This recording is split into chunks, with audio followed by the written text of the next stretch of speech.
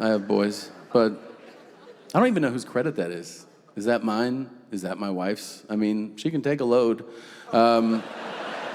between the legs. What I'm saying is, I get blowjobs, but I get married blowjobs. Them ain't like single life blowjobs. Married blowjobs kind of remind me, you ever watch your dog on a hot day get some water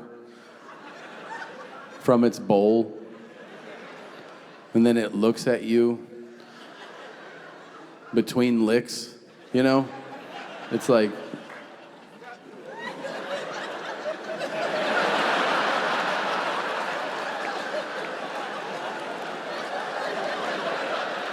you're like, yeah, that feels good, it's nice. Very nice. Are you done? Yeah, I didn't want to come. Thanks, that was fun. I still remember the good old days, yeah. Yeah, I have old VHS tapes back here, and they're a little grainy, but if I close my eyes, I can still see those sweet, sweet angels from my 20s who made sounds like they were fighting for their life, you know, just...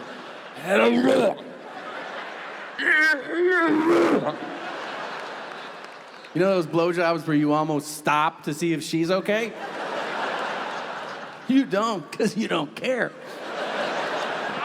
You're like, I like that you're suffering. This is cool, you know?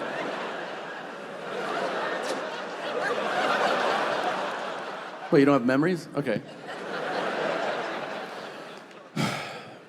I like a finger up the butt. Let's be clear. I don't want to be excavated, okay? I just like a little, you know, a little Steve Aoki. What's this button do? Prime the pump, don't frack the crack. You're with me, right? Yeah. Do you like that, sir? Yes. The stash gives it away. I knew you were in. You? Fuck yeah. All the cultures up front. I polled my entire inner circle of close friends, and they were all like, fuck no. I don't like that. That shit is gay. And I was like, well, have you ever considered trying it with a woman? That's not gay. Maybe stop having your brother do it, weirdo, and hurry up before dad gets home.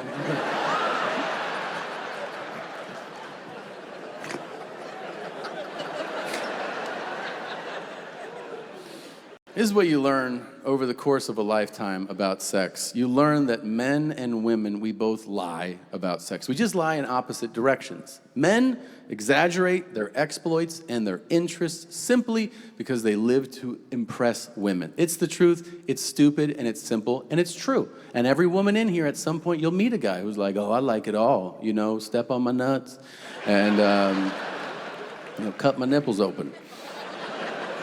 Set me on fire. And then you're like, okay. He seems fun. And then you get him in bed. What happens? He's like, is that a match? I don't feel safe. I want to call a rideshare. He's a fucking liar. He's a liar. Now, women do the opposite lie. Women diminish their accountability when it comes to sex, but I'll defend you. I think you do it for a very good reason. The reason a lot of women diminish their accountability when it comes to sex is they have a very real and valid fear that some men will shame them for enjoying some of the same things that they enjoy. Isn't that right, ladies? All right, so there's like 30 whores here. That's crazy. I'm kidding. I'm kidding. Thank you for cheering. But then, you know, I think about, like, things that happen in my own life, and I realize that these theories are true. Like, I remember I had a roommate one time, and we both knew this beautiful girl named Nicole. And one day, my roommate goes, oh, I hooked up with Nicole. And I go, oh, really? And then he said something super weird and gross, and I apologized in advance. But he was like, he goes, yeah, man, her puss. He made sounds, which also made it way worse, you know? He was like, I was like, oh. He was like, it was so snuggly and warm, you know? I wanted to take a nap in there. And I was like, what? He's like, yeah, felt so good. He goes, it felt like a blanket that was lined with butter. And I go, what the fuck? And then I dated her for 2 months after that. You know why? Because I like butter too, sir. So one day I'm with her. I guess I'm feeling insecure. I bring it up. I go, it's kind of weird you've hooked up with my roommate. And she goes, what? I go, yeah. She goes, I've never touched your roommate. I go, really? She goes, hell no. I go, okay. So I go back to my place. I go, hey man, she said you guys never hooked up. And he goes, oh yeah, that's true. I go, I should have known from the buttered blanket pussy line. I go, why would you tell me that? He goes, dude, who cares? And he turned on the TV. That was our whole conversation about it. Years later, I was dating another woman, and we were talking about sex, like the topic of sex. And I brought up threesomes. I go, have you ever had a threesome? You know what she said? She goes, I go, I didn't ask, did you remember to take your Adderall today? Have you had sex with 2 other people at the same time? She goes, not really. I go, not really? Was one of them an amputee? Because that still counts. And she goes, well, here's the thing. I go, this is a here's the thing? She goes, yes, technically I was in one, but I was sunburnt. And I go, what the fuck? She goes, yeah, I was in there, but I didn't really participate because my sunburn was killing me. I go, this is insane. Women's only logic you got going on right now. And she goes, how about you? I go, yeah, I blew 4 guys, but I had poison ivy, so it doesn't count either.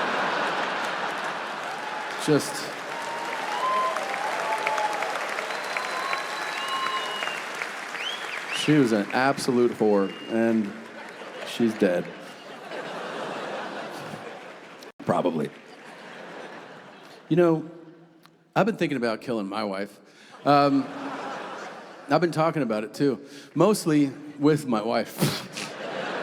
It's her fault. She started it. We were in the house one day, and she just lobs this at me. She goes, how easily do you think you could kill me with your bare hands? I go, very. She goes, really? I go, it wouldn't even be a little bit hard. She goes, no. And I go, yeah. I'm not saying I'm a badass. I'm saying I can kill you with little to no effort. Now this shit comes up all the time. Like whenever we're together. We were in New York. We were waiting for the subway, just kind of standing there. And at one point I was like, oh, I could fucking shove you off of that platform right now. And she looks, she goes, I would die. I go, no shit. And then she goes, you shouldn't. I go, what? She goes, there's cameras here, and there's people everywhere. You're gonna get caught. I was like, yeah, good looking out. Okay. We went to Hawaii. We were on a hike, just on this cliff's edge, and at one point, I put my hands on her shoulders. I go, you know, if I wanted to, I could throw you off. And she looked, she goes, I would die. I go, you're getting good at this. Yeah. I go, of course I'm not going to. There's rocks there. Your body would be exposed. There'll be homicide detectives everywhere. It would fuck up my day. I'm not doing it. I go, but if you look down there, I don't see any rocks.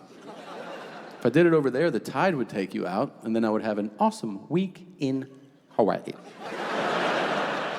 And then we kissed. I guess that's love, right? Yeah, but she's alive. Isn't she?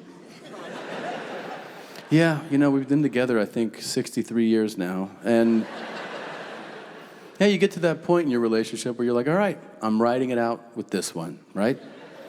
But you can't help sometimes to think about who it could have been. Don't you ever play that game? You think back and you think about one, you're like, oof, Jesus, I really dodged a bullet there. Then you think about another one, you're like, that could have been cool. You think about all of them, you know? I had one hit me the other day. I was remembering that I studied abroad. I did a semester in Madrid. And I remembered one time an American classmate of mine came up to me and he goes, hey, I'm going to Tunisia this weekend, North Africa. Do you want to come? And I go, not really, no. And then he called me out. He goes, when will you ever have the chance to see a place like that after such a short flight? You really should go. And I thanked him. I said, you're right, I'm coming. We went to Tunisia. We checked into a hotel. We see this beautiful woman in the lobby, and we approach her together, but we're gentlemen. I go, hey, we're American students. We're studying in Spain. We're here for the weekend. And she goes, I'm French. I'm traveling alone. I'm looking for heroin today. And my friend goes, she's yours. And then he just walked away. And I was like, let's see where it goes, you know? And we rode camels, you know, we tried to score some H. And then we're in her room later, and we're making out, and it's starting to heat up. And I want to make this very clear to everybody. I stop her, and I go, I got to tell you something. I don't have a condom, and no offense, I think I need one. And she goes, you don't need a condom. I go, okay. So, you said so, and I'm dumb. So we did what we did, and then I go back to my room, and my friend's there. He goes, where have you been? I go, the French girl. I just hooked up with her. And his first question, he goes, you have a condom? And I go, no. And his face dropped. And he goes, you're gonna die. And I go, I am gonna die. I didn't sleep 1 second. In the morning, I go downstairs for breakfast, for fucking Tunisian breakfast. There was like dates and hummus. I was like, you're gonna eat this first thing in the morning and wash it down with coffee? You're gonna shit some memories out right now. So I ate, I shat, and I saw her.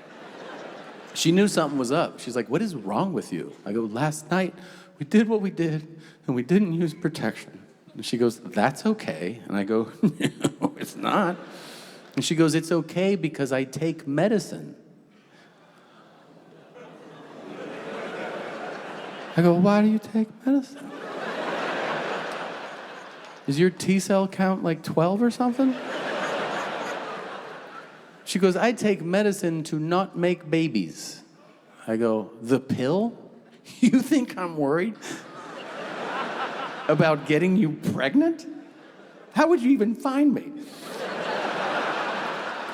You just gonna write a letter? Dear America. A man calling himself Big Daddy Kane fucked me in North Africa. And she goes, calm down. I go, I can't. This woman reached into her purse and pulled out pills. I didn't even ask what they were. I was just like, oh.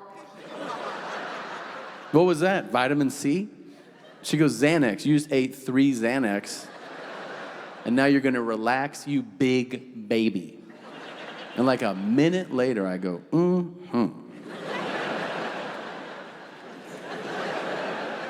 I am relaxed.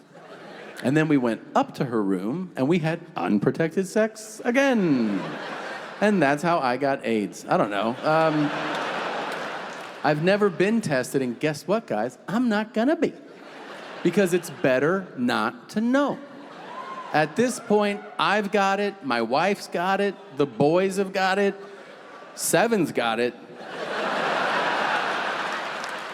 Oh yeah, for sure.